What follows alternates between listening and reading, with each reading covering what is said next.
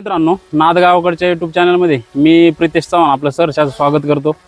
आत्ता आपण शिरूर तालुका जिल्हा पुणे या ठिकाणी जिथं मळगंगा मातेचा वास किंवा ज्या म्हणजे थोडक्यात कुंडामुळं हे गाव असेल किंवा हा परिसर असेल जो प्रसिद्ध आहे महाराष्ट्रामध्ये, त्या ठिकाणी आणि टाकळी आजीची यात्रा आहे, मळगंगा मातेचा यात्रा उत्सव आहे आणि त्या निमित्तानं आपण घाटामध्ये आज आलोय, आढावा मुलाखत घेतोय।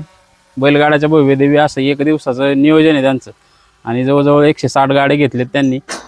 आता आपण पाहतोय नियोजन एकदम परफेक्ट, सगळ्या काही गोष्टी एकदम एखाद्या 20-20 घाटाच्या पद्धतीने त्यांनी सगळ्या काही गोष्टी सुविधा बैलगाडा मालकांसाठी असतील त्या सगळ्या करण्याचा प्रयत्न केलाय आणि त्यातून आपण ही मुलाखत घेतोय। विशाल शेठ, स्वागत तुमचं चॅनलमध्ये। काय नेमकं नमस्कार, काय यात्रेचं स्वरूप कसं असणार आहे, काय सांगशाल? यात्रेचं स्वरूप म्हणजे असं आहे दादा, आतापर्यंत पिढे आतापर्यंत आमची ही जी यात्रा आहे ही खूप जुन्या काळापासून चालत आलेली यात्रा आहे। आमचं मळगंगा देवस्थान जे आहे हे जागृत देवस्थान आहे आणि ग्रीनिज बुक ऑफ वर्ल्डमध्ये आमच्या ह्या कुंड पर्यटन क्षेत्राची ओळख आहे। आणि विशेषतः आमचं जे नियोजन आहे हे म्हणजे खूप पुरातन काळापासून चालत आलेलं नियोजन आहे आणि आमच्या गावाचा चांगल्या पद्धतीने ह्या यात्रेमध्ये सहभाग असतो आणि 2 जिल्हे मिळून ही यात्रा असते, त्याच्यामुळं अतिशय दर्जेदार यात्रा म्हणून ही आमच्या यात्रेचं स्वरूप आहे। विशेषतः आमच्या यात्रेला तुम्हाला सांगतो, पब्लिक जे आहे ते शिरूर तालुक्यातून म्हणजे अगदी मोजकेच गाव आहेत जिथे टॉपची यात्रा भरते। तर शिरूर तालुक्यात आमची जे टाकळी आजी हे गाव आहे, ह्या गावची यात्रा अशी आहे की तुडुंब भरणारा घाट आणि विशेषतः पब्लिकला दोन्ही साईडनी सावली, त्याच्यामुळे आमच्या यात्रेमध्ये पब्लिक हे भरपूर राहतं आणि यात्रेचं स्वरूप म्हणजे खूप चांगल्या पद्धतीचं नियोजन आमचं गावाचं असतं। आता कधी यात्रा, किती तारखेला आहे? यात्रा ही उद्या आहे आणि यात्रेचं नियोजन असं आहे की आम्ही मिनिमम म्हणजे जे आपल्या जवळच्या पासच्या गावच्या आहे सगळे टोकन 160 झालेले आहेत आपल्याकडं आणि 1 दिवसीय यात्रा ठेवलेली आहे आपण।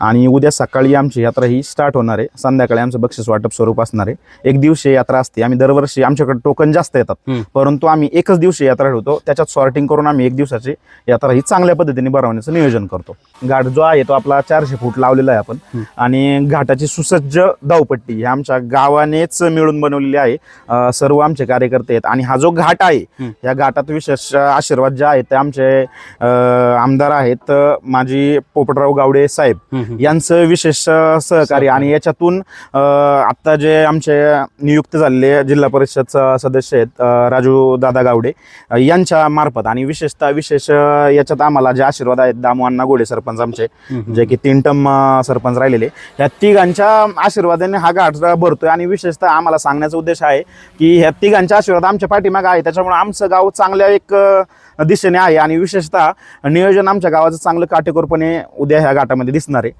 तुम्ही जर आज मित्रांनो धावपट्टी पाहिली किंवा आळं पाहिलं, बसायला दोन्ही साईडनी प्रेक्षकांना जी काही गॅलरीची सिस्टीम त्यांनी केली किंवा सावली केली, हे सगळ्या काही गोष्टी करताना आता एवढी तुमचे सगळं काही संघटना आहे किंवा काय म्हणतात त्याला, थोडक्यात गावातले सगळे तरुण वर्ग आहे, तर कसं सहकार्य केलं सगळ्यांनी, काय सांगशाल त्याबद्दल? हरिदादा गावडे आहेत ना, ते अध्यक्षपदी मी सुखदेव दादांना मी बोललो, माझे ते मिस्टेक झाली, तर हरिदादांनी नियोजन ह्यावेळेस अतिशय चांगल्या पद्धतीने केलेलं आहे आणि विशेषतः तुम्ही जे बोलले की बाबा घाटाचं नियोजन किंवा हे जे गॅलरी वगैरे, तर हरिदादा आणि सुखदेव साबळे असतील, गणेश शेठ भोसले असतील, बाकी माऊलीदादा घोडे असतील, घोडे पाटील सगळे, नंतर राजूदादा गावडे असतील, ह्या सगळ्या मित्रमंडळींनी तुम्हाला सांगतो अतिशय म्हणजे मेहनत घेतलेली ह्या घाटासाठी। कमीत कमी 15 दिवसापासून जेमतेम काम अगदी बारीक निरीक गोष्टींपासून यांनी मॅनेजमेंट केलेली आहे। विशेषतः सावलीचं नियोजन जे आहे ते आमचं खूप वर्षापासून चालतच आलेलं आहे, कारण काय होतं 2 जिल्ह्याची यात्रा असल्यामुळे पब्लिक खूप असतं आणि पब्लिकला थोडीशी सावली जर असेल तर काय म्हणतो ना आपण कंटिन्यू टिकून राहतं आणि सावलीचं नियोजन आम्ही दरवर्षी करतोच आणि विशेषतः आमचा घाट जो आहे तो घाट जी धावपट्टी आहे ही अतिशय उत्कृष्ट आहे, लोकांना पाहण्यासारखं आहे, म्हणजे कुठेही उभे राहिले तरी तुम्ही ही धावपट्टी दिसतंय, त्याच्यामुळे आम्ही हे जे नियोजन आहे दरवर्षीप्रमाणे करतो, पण ह्या वर्षी नियोजन थोडंसं चांगल्या पद्धतीचं केलेलं आहे, कारण की नियोजन का चांगलं केलेलं आहे की 2 जिल्ह्याची यात्रा म्हणून ही यात्रा संबोधली जाते आणि विशेषतः पब्लिक हे तुडुंब भरलेलं असतं. मग कसं होतं, पब्लिकचं पण निराशा झाली नाही पाहिजे म्हणून मॅनेजमेंट थोडीशी व्यवस्थित केलेली. आणि हरिदादा असतील, नंतर सुखदेव साबळे असतील किंवा गणेश शेठ भोसले असतील, यांचं नियोजना थ्रू यात्रा आहे आणि आशीर्वाद आम्हाला मोठ्या माणसांचे आहेत. त्याच्यामुळे आम्ही कोणत्या याच्यात नाहीये, आम्ही घाट चांगलाच भरवणार आहे. ह्या वर्षी नियोजन हे काटेकोर पद्धतीनेच असणार. तो गावचा गाडा मालक जरी असेल तर त्याला तो टोकन पद्धतीनेच यायचंय, हीच मॅनेजमेंट केलेली आहे. कारण पाठीमागं दत्तदादा आणि ते पाठीमागं आम्ही त्यांची मॅनेजमेंट पाठीमागे ठेवलेली. दत्तदादा आणि त्यांचा सपोर्ट असल्यामुळं पाठीमागचं रॅकचं पण काम व्यवस्थित होणार आहे यावर्षी. दरवर्षी पण आमचं व्यवस्थितच असतं, पण ह्या वर्षी त्याच्यात पॉझिटिव्हनेस आहे. आणि आमचं हे सतत दुसरं वर्ष आहे. मागच्या वर्षी आमचं हे पहिलं वर्ष होतं, आता हे दुसरं वर्ष आहे. कारण याच्या आधी 3 वर्षाचा टर्म होऊन गेलेला आहे. परत मागच्या वर्षी पहिलं वर्ष, आता हे दुसरं, आणि परत नेक्स्ट इयर तिसरं वर्ष. नेक्स्ट इयर आम्ही अजून काहीतरी चांगल्या पद्धतीचं नियोजन करणार आहोत. नेक्स्ट इयर तुम्हाला सांगतो बक्षिसामध्ये वाढ करण्याचं नियोजन आहे. आणि विशेषतः तुम्ही आमच्याकडे म्हणजे आलेत, तुमचं पहिल्यांदा आभार मानावं लागेल. कारण की आमच्या स्मॉल विलेज आहे आणि स्मॉल विलेजमध्ये तुम्ही आमची काय म्हणतो ना, एक आढावा घेण्यासाठी आमच्यापर्यंत पोहोचताय आणि आम्हाला हे खूप अभिमानास्पद आहे.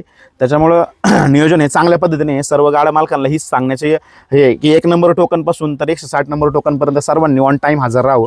कारण कोणीही यात्रा कमिटीला त्रास द्यावा नाही आणि यात्रा कमिटीही तुम्हाला त्रास देणार नाही. सर्वजण लोक ऑन टाईम हजर राहिले तर गाडा व्यवस्थित पडतो आणि विशेषतः फायनल आपल्याला लवकरात लवकर उरकायची आहे. घाटाचं नियोजनच थोडक्यात प्रत्येकावर अवलंबून असतं, काही परफेक्ट कोणी करू शकत. राईट. आणि हे जे आहे तुम्हाला म्हणजे दुसरं वर्ष जे आहे, दुसऱ्या वर्षाचे मेंबर आहे, ज्याच्यात गावकरी पण आहेत आम्ही सर्वजण. तर गावकरी मंडळींचं नियोजन असं आहे की ऑन टाइम टोकन, म्हणजे माझा 130 नंबर असेल ना तर मला 130लाच यायचंय. असं नाही की गावकरी मग ऊन उतरल्यावरती 4 वाजता येऊ किंवा 5 वाजता करू, असं काही नियोजन नाहीये. नियोजन हे परफेक्ट राहणार आहे. दादा नमस्कार. नमस्कार. पहिला आपला परिचय द्या थोडक्यात. मी सुखदेव साबळे सर, एक शिक्षक आहे आणि बैलगाडा शौकीन पण आहे आणि स्वतःचा बैलगाडा पण आहे.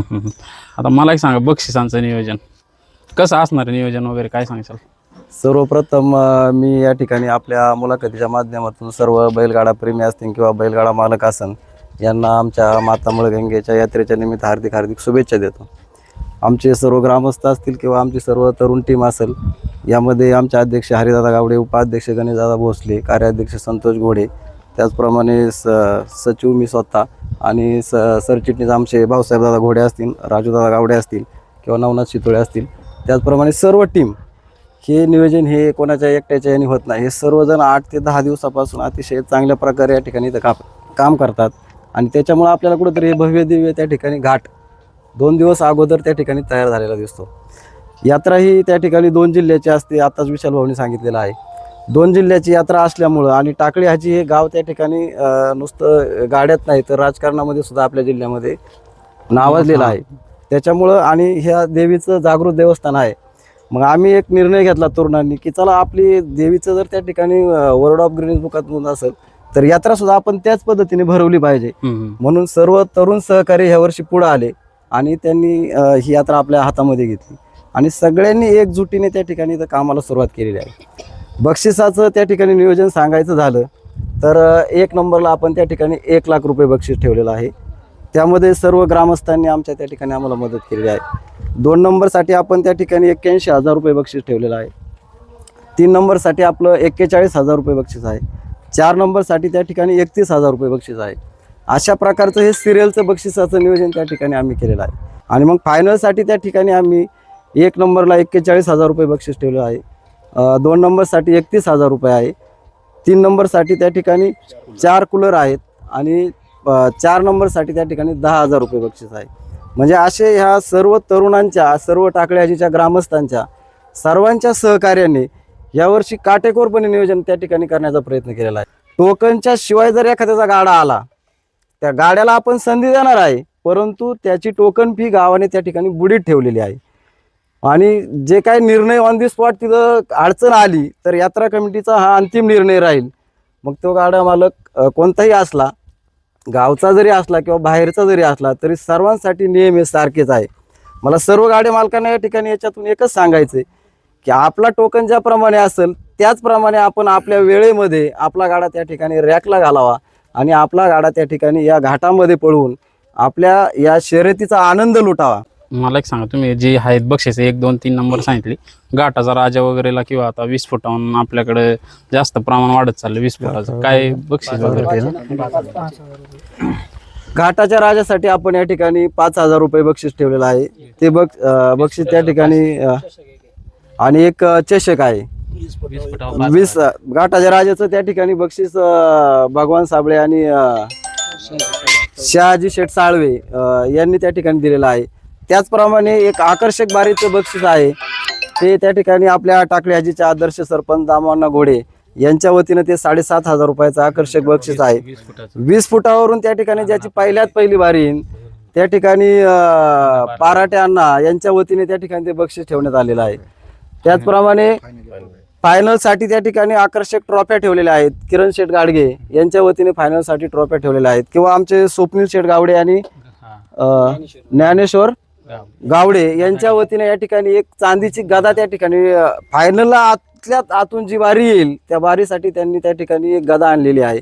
म्हणजे अशा प्रकारचे फायनल थोडक्यात बक्षिसांचा भरपूर वर्षाव आहे.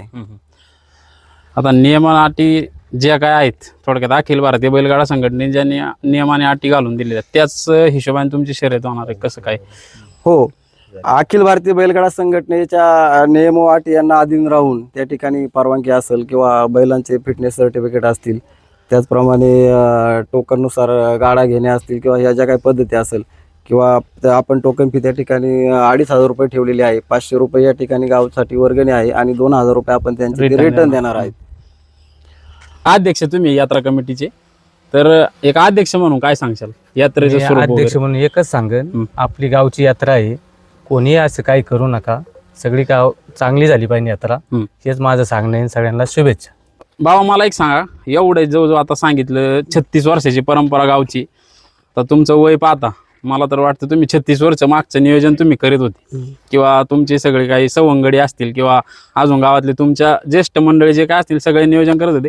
ह्या वर्षी तुम्ही तरुण पिढीच्या हातात घाटाचं नियोजन दिलं किंवा बैलगाडा शर्यतीचं नियोजन दिलं, कसं नियोजन केलं तरुणांनी काय सांगशाल? आता हे तरुणांनी नियोजन असे केले, हे जे 2 अध्यक्ष आहेत किंवा जे हे 11 जण किंवा हे बाकीचे कमिटीत आहेत, यांनी जे करायचं सांगन ते बाकीच्यांनी ऐकायचं, गदारोळ करायचा नाही. भले बाया आपल्याकडे जरी आला तर हात जोडायचं, संयम आमचं चुकलं असलं तर आम्हाला सांगा. आणि यात्रा इथून मागं झाली नाही, पुढं महिना नाही हे सांगता यायचं नाही. पण हे वर्षीचं नियोजन काटा करणार. माझा गाडा असला टोकनलाच येणार, पाहुणा आला त्याला रामराम घालायचा, घरी संध्याकाळी जेवायला इथं वशीला काही चालणार नाही. आणि सगळ्यांनी गावातले जेवढे आता इथं सगळे गाड्यावाल्याचे यांना सुद्धा जरी कोणी काही बोललं थोडा डोक्यावर बर्फट व्हायचा आणि तेवढा दिवस सगळ्यांनी आनंदाने मतभेद बाजूला ठेवून यात्रा व्यवस्थित करायची. ओके, मला एक सांगा, तुम्ही एक गावचं प्रतिनिधित्व करताय, बैलगाडा शर्यतीचं आयोजन ह्या वर्षी भव्य दिव्य केलंय, सगळ्या काही गोष्टी ज्या बैलगाडा शर्यतीला एक उंचावर नेण्यासाठी ज्या काही नियम अटी असेल किंवा सुविधा असतील घाटात त्या सगळ्या व्यवस्थित केल्या तरुणांनी, काय सांगशाल त्याबद्दल? किंवा तुमचं म्हणजे घाटाकडे पाहून तुम्हाला काय वाटते? घाट एक नंबर झाला आहे. प्रथमतः तुम्ही आले, तुमचे आभार. आणि ह्या वर्षी यात्रा ही काटा होणार. धन्यवाद. ओके, मुलाखत छान झाली किंवा नियोजन एकदम भारी आहे, सगळ्या काही गोष्टी आहेत. पण जाता जाता उपाध्यक्ष आहेत आपल्या बरोबर, शेवटचं एक बैलगाडा मालकांना काय आव्हान करशाल उपाध्यक्ष म्हणून किंवा एक आयोजक म्हणून काय आव्हान करशाल? आयोजक म्हणून मला वाटतं की मी 5 वर्षाचा असल्यापासून म्हणजे कमी कमी आमच्या ह्या यात्रेला 36 वर्षाचा जुना परंपरा आहे. बैलगाडा क्षेत्राला 36 वर्षाची ही जुनी परंपरा आहे. माजी आमदार पोपरावजी गावडे साहेब, राजेंद्रदादा गावडे आणि दामोअण्णा घोडे यांच्या सर्वांच्या आशीर्वादाने चालणारी आणि एकजुटीची ही गावची एक संख्या आहे. खूप मोठं गाव, 6 वाड्या, 7वं गाव, इतके मोठे जनसमुदाय. त्याच्यामध्ये आव्हानाचा विषय असा आला की मी स्वतः एक गाडा मालक आहे. माझा 53 नंबर टोकन कदमवाडीला निघाला होता. मी 53 नंबर टोकनला कदमवाडीला इथून 100 किलोमीटर हजर होतो. आणि ह्या परिसरात गाड्या बाऱ्या आहे आता ह्या फक्त एक 50 ते 60 किलोमीटरच्या बाऱ्या आहे. त्यांनी त्यांच्या टोकनला यावं, त्यांची कोणत्याही प्रकारची बुडीत फी होणार नाही. जर न आल्यास त्यांची बुडीत होणारी आणि सर्व काही गाड्या मालकावर आधारित आहे. ते शिस्तीत आले तर यात्रा कमिटी शिस्तीत होती, त्यांची शिस्त बिघडली तर यात्रेला सगळा प्रॉब्लेम येतो. त्यामुळं ह्या वर्षी आम्ही जेवढं कडक करता येईल, जेवढी गाड्यावाल्याला शिस्त लावता येईल तेवढा लावण्याचा आम्ही प्रयत्न करणार आहे. म्हणजे थोडक्यात याच्यातून काय कोणाला दुखवायचा अजिबात किंवा नाही. कोणाला टार्गेट करायचा काही हेतू नाहीये. यात्रा कशी चांगली पार पडेल हा हो. एकच ध्येय प्रत्येक आयोजक कमिटीचं असतं आणि त्याला सहकार्य करण्याचं पूर्णपणे प्रामाणिक प्रयत्न हा बैलगाडा मालकांनी केला पाहिजे. हे एक उद्दिष्ट आणि एक ध्येय ठेवून त्यांनी यात्रा आयोजन चांगलं केले. सगळ्यांनी या यात्रेची शोभा वाढवा, टायमात हजर राहा, तुमची बारी करा, आनंदाने उड्या मारा, बक्षीस घेऊन घरी जा आणि आपला काय म्हणतात जल्लोष साजरा करा. यात्रेला तुमच्या शुभेच्छा, सदिच्छा. धन्यवाद.